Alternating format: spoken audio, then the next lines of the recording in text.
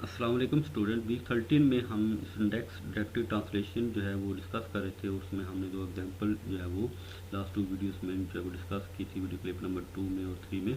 तो अब video clip 4 में हम जो है वो मज़ीद एग्जांपल को डिस्कस करते हैं और इसमें कोई नई चीज़ परफॉर्म करने की यूज़ करते हैं जिसमें हम सिमेंटिक्स रूल्स जो है वो किस तरह जो है वो यूज़ करते हैं। ठीक है, तो उनको हम फिर इसमें ऐड करेंगे। तो हमारे पास जो एग्जाम्पल नंबर 3 है उसमें देखें कि गिवन सी एफ जी हमारे पास है S produces 0 S produces 1 S produces 0 और 1।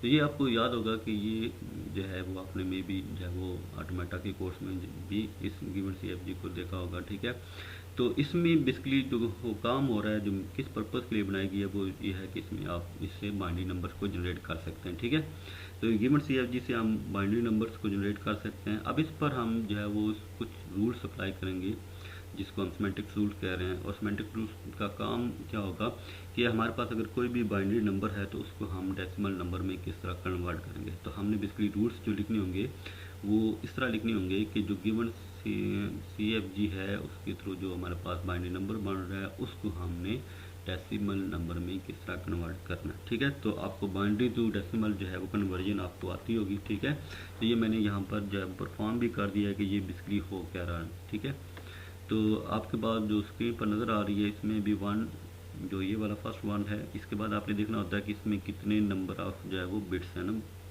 तो 4 बिट्स हैं तो 1 इंटू 2 रेस्ट पावर 4 बन जाएगा। फिर प्लस 0 इंटू 2 रेस्ट पावर 3 किस तरह आएगा, 0 के बाद 3 बिट्स हैं प्लस 1, उसके बाद 2 बिट्स हैं 2 रेस्ट पावर 2 हो जाएगा। फिर 0 इंटू 2 रेस्ट पावर 1 एक बिट थी। लास्ट वाला जो 1 है इसके बाद कोई बिट नहीं थी, इसकी पावर क्या हो जाएगी 0। तो फिर हम इस एक्सप्रेशन को जो है वो एवेल्यूएट करके जो वैल्यू बनती है वो हमारी डेसिमल वैल्यू बनती है। ठीक है, तो हमने क्योंकि इसके गेंस ये वाला जो स्ट्रिंग है इसके गेंस हम सबसे पहले क्या करेंगे, पार्स ट्री बनाएंगे। ठीक है, तो हमने क्या काम किया कि इस स्ट्रिंग के गेंस पार्स ट्री जनरेट किया पहले ना, कि हमें जो है वो एस की जो वैल्यू है उसको हमने यहाँ पर लिखना है। तो इसमें हम इसकी गेंस सी एफ जी भी लिख लेते हैं ताकि आपको चीज़ें और क्लियर हो जाएं। तो हमारे पास जो गिवन सी एफ जी है इसको भी यहाँ से हम कॉपी करके यहाँ पर शो करा लेते हैं ताकि आपको ये चीज़ क्लियर हो जाए।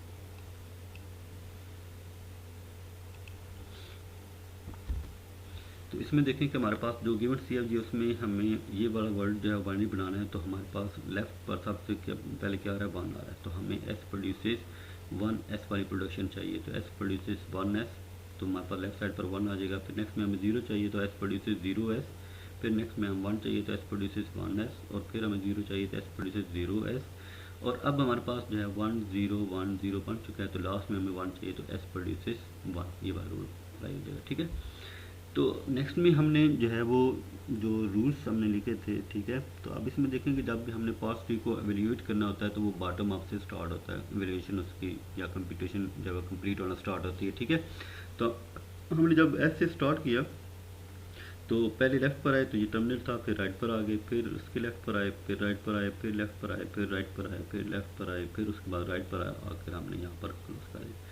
तो लास्ट में हमारे पास ये वाला जो है वो रूल फायर होगा, कंप्लीट होना स्टार्ट होगा। ठीक है, फिर इसकी वैल्यू जब आ जाएगी यहाँ पर तो फिर ये वाला जो है वो रूल कंप्लीट हो जाएगा। फिर इसकी वैल्यू यहाँ पर आ जाएगी, फिर ये वाला रूल कंप्लीट हो जाएगा तो इसकी वैल्यू यहाँ पर आ जाएगी।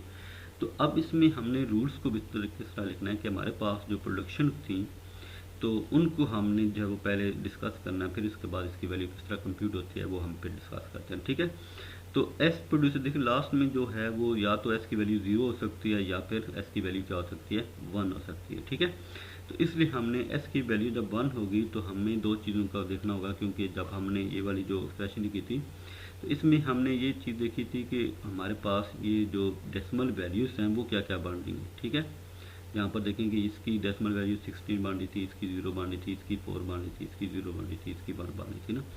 तो करंट जो पॉइंट होगा वहाँ पर डेसिमल वैल्यू वो क्या बन रही है, जिस तरह मतलब ये नोड है यहाँ पर इसकी वैल्यू डेसिमल वैल्यू क्या बन रही होगी वो उसको हमने देखना है।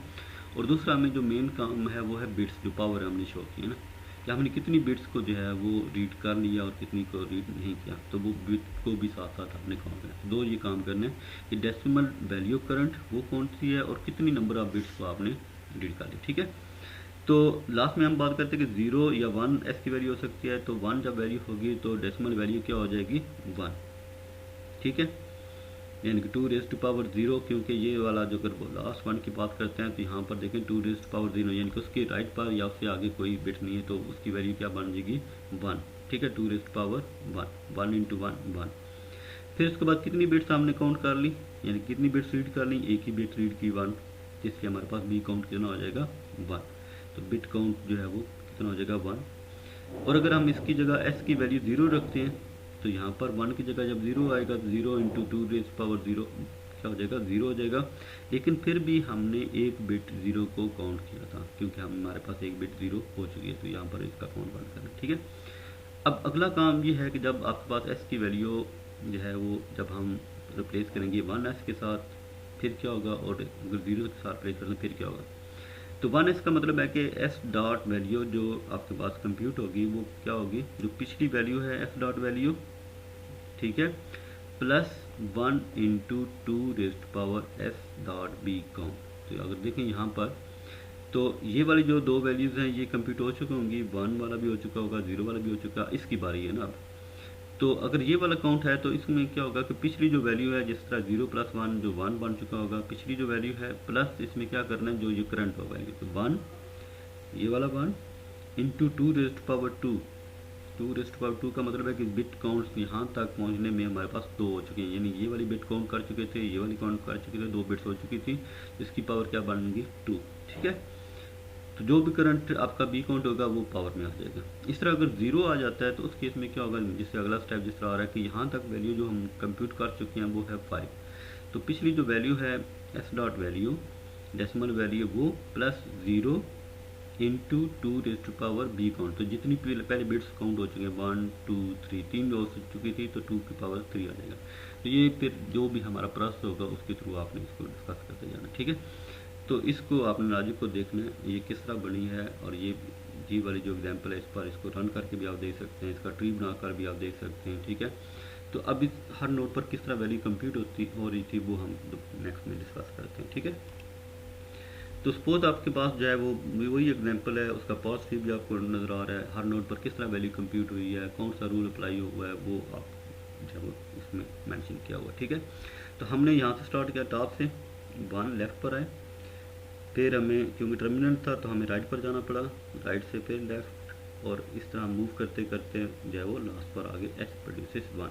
तो हमारे पास एस प्रोड्यूसेस 1 वाला जो है वो प्रोडक्शन कंप्लीट हो गई है, तो इस पर वो ये रूल अप्लाई हो जाएगा एस प्रोड्यूसेस 1 वाला, ठीक है। तो वो क्या था कि S dot D value is equal to 1, यानी कि उसकी वैल्यू डेसिमल वैल्यू 1 थी, और उसके बाद बिट कितनी हमने काउंट कर ली, एक काउंट की, तो हमारे पास एस डॉट बी काउंट क्या हो जाएगा 1 हो जाएगा, ठीक है। तो अब इस एस की वैल्यू क्या आ चुकी है, इसमें दो चीज़ें हैं, हमारे पास दो एट्रीब्यूट्स हैं, एक हमने डी वैल्यू रखा है और एक हमने बिट्स रखा है ना, ठीक है। तो दो एट्रीब्यूट्स हम यूज़ कर रहे हैं, तो 1 वैल्यू डेसिमल में पड़ी है और बिट्स कितनी पड़ी हैं 1। अब ये वाला जब यहाँ पर वैल्यू कंप्यूट होकर आ चुकी है तो इधर ऑलरेडी कंप्यूटेड थी, तो ये वाला 0s वाला रूल जो है वो अब कंप्लीट हो चुका है, एस प्रोड्यूसेस 0s। तो अब एस प्रोड्यूसेस 0s वाला रूल हमने लिखा, तो हमने लिखा S dot D value is equal to 1 क्यों लिखा, क्योंकि हमारे पास जो करंट डी वैल्यू है वो 1 है, प्लस जो 0 था जो बिट थी 0 इंटू 2⁻1। तो पावर 1 क्यों आया, क्योंकि बिट काउंट हमारे पास 1 थी, ठीक है। तो ये कंप्यूट होकर ओवरऑल रिजल्ट क्या बन गया 1, और बिट्स अब हम कितनी हो गई 2, यानी कि ये वाली भी बिट काउंट हो चुकी है। अब इसका रिजल्ट हमारे पास आ गया, तो ये ऑलरेडी कंप्यूटेड था, तो एस प्रोड्यूसेस 1 एस वाला रूल कंप्लीट हो गया, ठीक है। तो अब इसकी वैल्यू क्या होगी, S D value is equal to 1, जो पहले वाला 1 था ये वाला जो कंप्यूट हो चुका, प्लस 1 इंटू 2⁻2। तो पावर 2 जो है कितनी था बिट्स काउंट, तो काउंट हमारे पास 2 आ चुका है। तो अब इसको कंप्यूट करेंगे तो वैल्यू क्या बन चुकी है 5, तो और बिट्स कितनी हो चुकी हैं अब 3 बिट होगी यहाँ पर।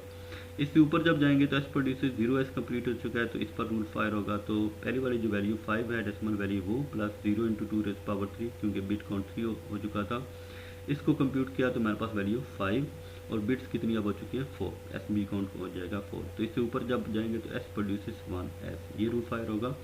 तो जो हमारे पास करंट डेसिमल वैल्यू थी वो 5 थी, प्लस 1 इंटू 2⁻4, 4 क्यों आया था, क्योंकि बिट हमारे पास 4 हो चुकी हैं, ठीक है। इसको कंप्यूट किया तो हमारे पास डेसिमल वैल्यू क्या बनेगी 25 और टोटल बिट्स कितनी होगी 5। तो हमारे पास डेसिमल आंसर क्या आ जाएगा 21। तो उम्मीद है स्टूडेंट आपको जो है वो बाइनरी टू डेसिमल कन्वर्जन की भी समझ आ चुकी होगी, इसमें रूट्स किस तरह लिखते हैं वो भी समझ आ चुकी होगी, और इसको हर नोट के ऊपर किस तरह कंप्यूट करते हैं वो भी समझ आ चुकी है। थैंक यू, अल्लाह हाफिज़।